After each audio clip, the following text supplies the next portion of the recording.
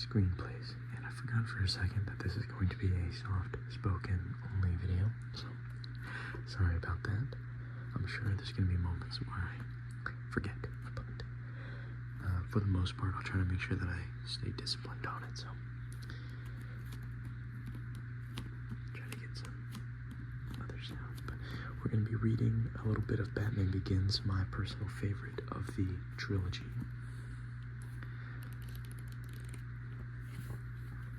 We're going to be starting off right after the Wayne's funeral. I'm just going to read until I don't want to anymore, personally. I guess that's where I'm going to draw the line, but so we're in Wayne Manor. Mourners file towards the gates. Rachel walks with her mother, looks up at Bruce's high window, sees him watching, waves. Young Bruce pauses and returns the wave. Alfred enters, looks tenderly at young Bruce's back. I thought I'd prepare a little supper. I'm not going to do a British accent because it'll be ridiculous. No response. Alfred turns. Very well. Alfred turns back. Young Bruce is now looking at him with tears pouring down his cheeks. Alfred tilts his head. Master Bruce. It was my fault, Alfred. Alfred's mouth opens. I made them leave the theater. If I hadn't gotten scared. Oh, no. Alfred moves to young Bruce, taking the boy in his arms. No, Master Bruce. Nothing you did. Nothing anyone ever did can excuse that man. Alfred holds young Bruce away to look directly into his eyes. It's his and his alone. Do you understand? Young Bruce nods, then buries his face in Alfred's chest, sobbing. I miss them, Alfred. I miss them so much. So do I, Mr. Bruce. So do I. Tears well in Alfred's eyes as he holds the boy. And then it cuts to, I don't want to say present day, but a little bit later when he's with Descartes. Descartes says, and do you still feel responsible? Descartes and Wayne stand overlooking the glacier. My anger outweighs my guilt, Bruce says. Descartes nods, understanding, then leads Wayne into interior main chamber monastery. Warriors spar in various groupings around the different levels. You have learned to bury your guilt with anger. I will teach you to confront it and to face the truth. You know how to fight 6 men. We can teach you how to engage 600. You know how to disappear. We can teach you to become truly invisible. Invisible? Question mark. On Descartes' order, 2 ninjas drop silently behind Descartes and Wayne.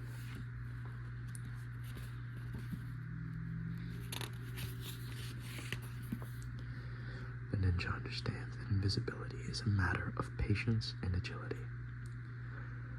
Descartes shows Wayne the ninja's hand spikes, a mezzanine level stacked with boxes and bottles.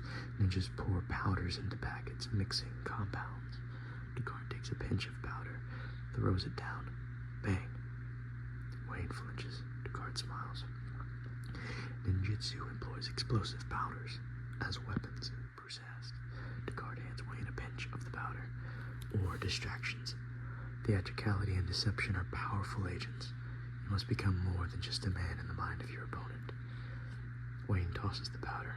On the small explosion, we cut to exterior frozen lake, Himalayas, day.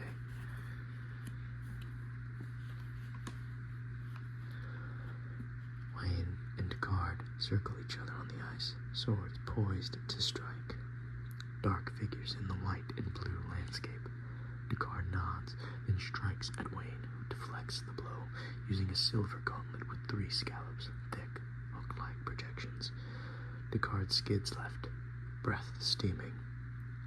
Wayne steps sideways on the ice, his foot landing on a thin patch which creaks, water bubbling underneath.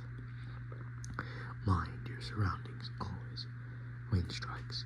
Descartes blocks with his own bronze gauntlet. Wayne slips right and flies in with a short thrust. Descartes' arm flips down in a backhand move. Descartes catches Wayne's sword in one of his scallops. Your parents' death was not your fault. Descartes rotates his arms, wrenching Wayne's sword from his grasp.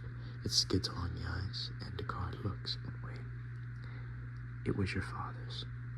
Wayne, enraged, dives at Descartes, swinging at him with the scallops, furious, reckless. Descartes parries with his sword. They lock, noses inches apart, Wayne breathing. Angry. Anger will not change the fact that your father failed to act. The man had a gun. Would that stop you? I've had training. The training is nothing. The will is everything. The will to act. Wayne pushes Descartes back. Descartes strikes down at Wayne with his sword. Wayne blocks the strike with forearms crossed, slides between Descartes' legs across the ice to where his sword lies. Grasping his sword, he spins, sweeping at Descartes' feet. Descartes leaps. Wayne catches his foot, brings it down onto the ice. Wayne thrusts his sword at Descartes' throat, stops inches from Descartes' bare neck. Descartes freezes, arms at his sides. Wayne looks down at Descartes in triumph. Yield. Descartes shakes his head. You haven't beaten me. You sacrificed sure footing for a killing stroke. Descartes taps the ice between Wayne's feet with his sword. The ice gives way, plunging Wayne through the surface. Exterior shore, frozen lake, evening. Descartes feeds a small fire. Wayne rubs his arms, shivering violently against hypothermia. Descartes looks at Wayne.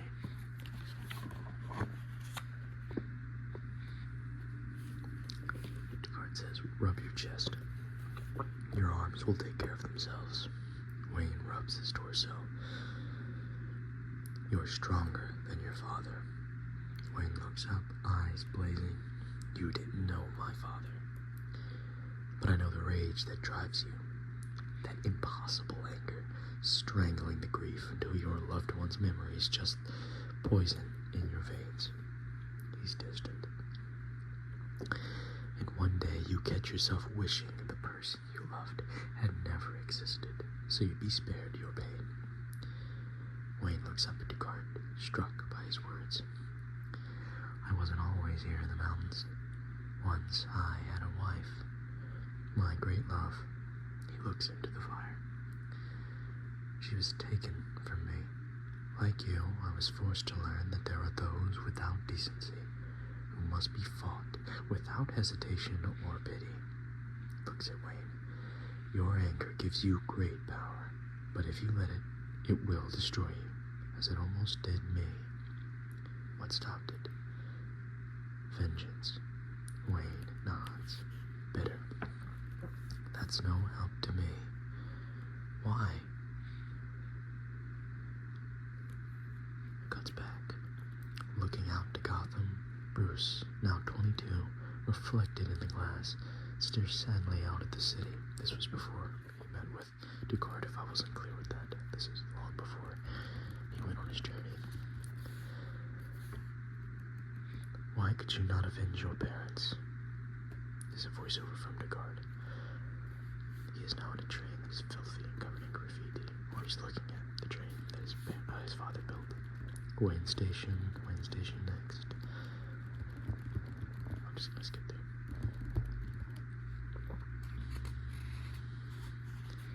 See, oh, there you go. Interior, Wayne Manor. Alfred says, will you be heading back to Princeton after the hearing, or could I persuade you to spend an extra night or two? I'm not heading back at all. Don't you like it there? I like it fine. They just don't feel the same way. Alfred glances back at Bruce, irritated. I've prepared the master bedroom. My old room will be fine. With all due respect, sir, Wayne Manor is your house. Bruce, irritated. No, Alfred, it was my father's. Your father is dead, Master Wayne. And this is a mausoleum. Would I have my way, I'll pull the damn thing down, brick by brick. Alfred turns on Bruce, angry. This house, Master Wayne, has sheltered 6 generations of the Wayne family. Why do you give a damn? It's not your family, Alfred. Alfred looks away. Bruce immediately regrets his words. I give a damn, sir, because a good man once made me responsible for what was most precious to him in the whole world. Bruce looks at Alfred, nods. Alfred opens the door. Miss Dawes offered to drive you to the hearing. Rachel, why? She probably hopes to talk you out of going. Should I just bury the past out there with my parents, Alfred? I don't presume to tell you what to do with your past, sir. Just know that there are those of us who care what you do with your future. Haven't given up on me yet? Never. Sorry, I had to try. Had to try to mock that one. We get some more exposition. Bruce puts his bag on the bed, looks around the room, uncomfortable. The room is full of his parents. At the mantel, Bruce stares at a framed photograph of his parents. He wipes the dust from it, smiles at it. He turns to look at a case on the table. Inside it is his father's stethoscope. Insert cut. Young Bruce wearing the stethoscope, pressing it against Thomas's chest, listening. Thomas shifts the position of the diaphragm. Young Bruce smiles as he hears the beating. Bruce moves to the bed, opens his case. Inside it is a gun.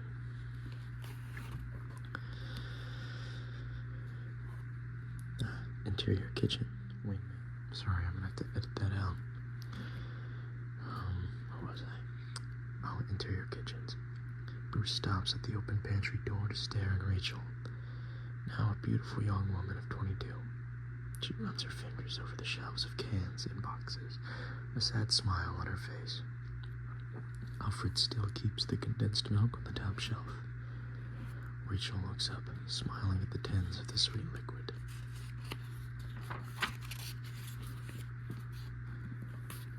Hasn't he noticed that you're tall enough to reach now? Old habits die hard, I guess. She turns to face Bruce. Never used to stop us anyway. No, it didn't, Bruce says while smiling at the memory. So, you still trying to get kicked out of the entire Ivy League? Bruce shakes head, smiling. Turns out you don't actually need a degree to do the international Playboy thing. But you, intern at the DA's office, quite the overachiever. Rachel shrugs modestly, looks around. I miss this place. Bruce says this place is nothing without the people who made it what it was. Now there's only Alfred. Rachel looks at Wayne significantly. And you. Wayne looks in her eyes, sees the hope, and shifts. I'm not staying, Rachel. Rachel takes this in, hiding disappointment. Awkward. Oh, I thought maybe this time. But you're just back for the hearing? Bruce nods. Rachel looks down, then back to Bruce. Bruce, I don't suppose there's any way I can convince you not to come. Someone at this proceeding should stand for my parents. We all loved your parents. What Chill did is unforgivable. Then why is your boss letting him go? In prison, he shared a cell with Carmine Falcone. He learned things, and he'll testify in exchange for early parole. Rachel, this man killed my parents. I cannot let that pass. I need you to understand. We skipped through a little bit.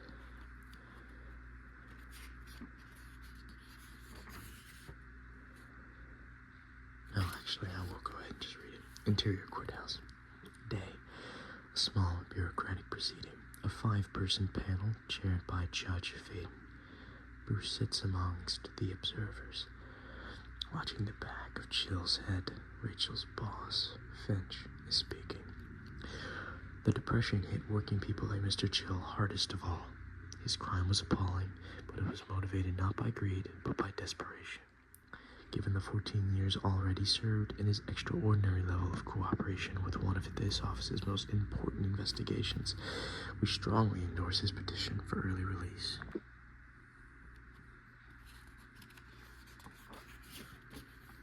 Mr. Chill. Chill glances around nervously, rises. The years have not been kind. He clears his throat. Your Honor, not a day's gone by when I didn't wish I could take back what I did. Sure, I was desperate, like a lot of people back then, but that doesn't change what I did. Jill sits, Judge Faden nods, consults his paperwork. I gather a member of the Wayne family is here today. Jill reacts, turning. Bruce studies his weathered face. Does he have anything to say? Jill spots Wayne's cold eyes, has to look away. Bruce rises, walks out, all eyes on him, including Rachel's. Bruce moves to Rachel's car, crouches beside the front tire, picks up his gun, stuffs it up the sleeve of his overcoat. The side exit opens and two cops come out. A shout goes up from the reporters around the front of the courthouse. They're taking him out the side, the reporters yell. Reporters swarm around the building as Jill emerges. Reporter 1. Jill, any words for the Wayne family? It's Bruce Wayne. Joe, hey Joe. This one catches Jill's eye. Blonde, local TV type. Bruce's hand drops to his side as he moves. He's breathing hard, thinking, deciding. Falcone says hi. She thrusts a gun at Jill's chest and fires. Jill drops. Bruce stops in his tracks. Reporters dive for cover. Cops jump on the blonde reporter, pinning her. Bruce, 15 feet away, loaded gun up his sleeve, face as uncomprehending as the night Jill killed his parents. Rachel moves to Bruce, pulling him away from the chaos. Come on, Bruce. Come on, we don't need to see this. Bruce yanks his arm away. I do. Rachel drives. Bruce sits there, hands in his lap, staring. The DA couldn't understand why Judge Faden insisted on making the hearing public. Falcone paid him off to get Jill out in the open. Maybe I should be thanking them. Rachel turns to Bruce, appalled. You don't mean that. What if I do, Rachel? My parents deserved justice. You're not talking about justice, you're talking about revenge.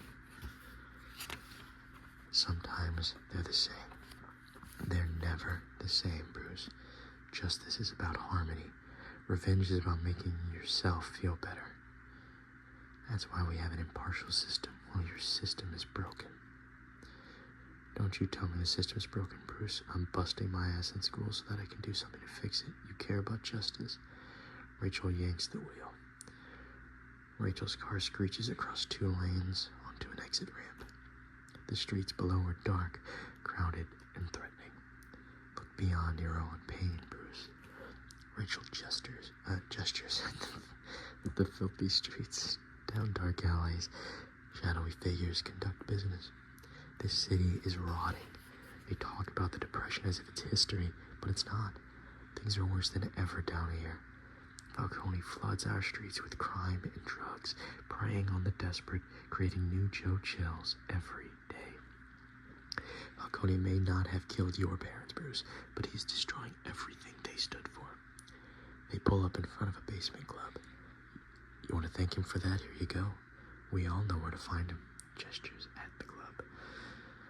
But as long as he keeps the bad people rich and the good people scared, no one will touch him. Good people like your parents will stand against injustice or gone, Bruce. And what chance does Gotham have when the good people do nothing? She pokes him in the chest. Bruce looks down at her finger. I'm not one of your good people, Rachel. What do you mean? All these years I wanted to kill him. Pulls up sleeve. Now I can't. Turns his hand over. Rachel stares at the gun in his hand. She looks at Bruce. Shocked, realizing you were going to kill him yourself. She slaps him. Bruce does nothing. Rachel slaps him again and again. Nothing. She stops, tears flowing. Just another coward with a gun. No better than Jill. Rachel looks into Bruce's eyes. Your father would be ashamed of you. Bruce stares at Rachel, opens his door. Bruce makes his way to the water, takes out his gun, turns it, studies the light off its metal. Insert cut, the trembling barrel of Chill's gun. Bruce, with contempt, flings his gun into the black water.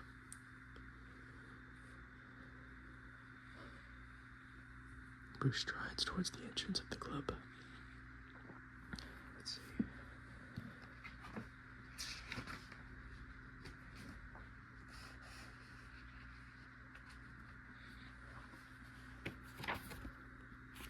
You're taller than you look in the tabloids, Mr. Wayne, Falcone says.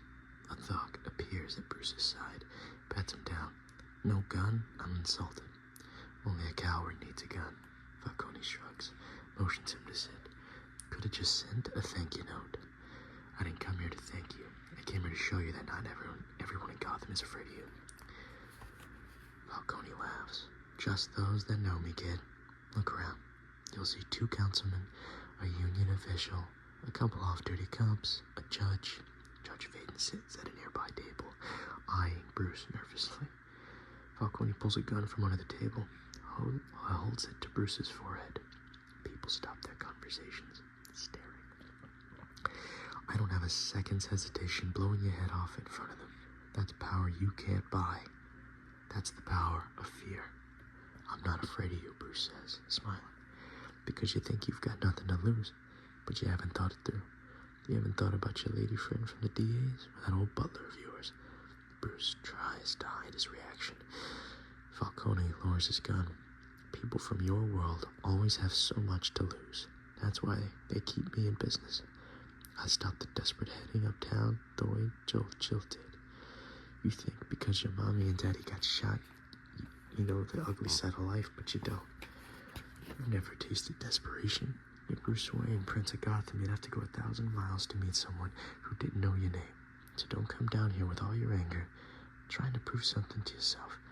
This is a world you'll never understand, and you'll always fear what you don't understand. Falcone nods. A thug punches Bruce's side. Bruce turns and is grabbed by 2 thugs. He fights back, but he's overwhelmed. You got spirit, kid, I'll give you that. More than your old man, anyway. Bruce looks at Falcone, blood on his face, surprised. In the joint, Chill told me about that night he killed your parents. Said your dad begged for mercy. Begged. Like a dog. Bruce stares back at Falcone. 2 bouncers toss Bruce into the street. He hits the deck, rolling across the asphalt. A homeless man, warming at a flaming oil drum, watches Bruce struggle to his feet. Should have tipped better. Bruce turns and walks over to the man, wiping the blood off of his face. The homeless man looks him up and down. Bruce stares at the man, thinking, taking out his wallet, removes the money, and he hands it to the homeless man. For what? Your jacket. Bruce drops his wallet into the fire. Bruce pulls off his tie, throws it into the fire. The homeless man laughs. He pulls off his overcoat, bundles it up, ready to. Let me have it. That's a nice coat. Or good coat, sorry. Bruce looks at the homeless man who has removed his own. They exchanged clothing. Be careful who sees you with that off look. They're going to come looking for me. Who? Everyone. Bruce, less incongruous in his new coat, wanders the stacks. A horn sounds. Bruce's eye locks onto the ship preparing to leave. Bruce runs towards it through the shadows.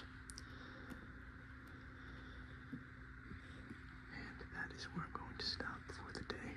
I'm going to keep a note of where we stopped. If you want me to continue from there, I can, but that's one of my favorite parts of the film. I remember those scenes very vividly. I've rewatched that movie so many times. The whole movie to me is like that, but